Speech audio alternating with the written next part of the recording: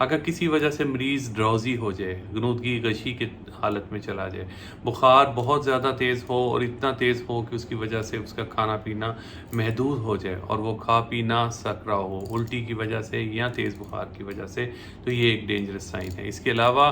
पेट में शदीद दर्द का होना, आँखों का पीला होना, पेट का फूलना,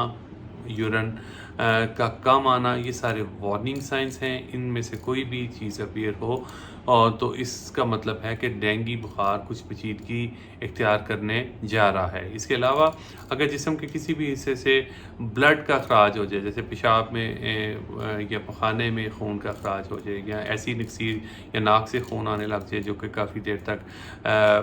कंट्रोल ना हो रही हो, या खून की उल्टी आ जाए, तो ये एक ऐसी सूरत हाल होगी जिसमें हम मरीज़ को चाहेंगे कि मरीज़ फ़ौरी तौर पे हॉस्पिटल दाखिल हो और फ़ौरी तौर पे हेल्थ केयर फैसिलिटी से रब्ता करे।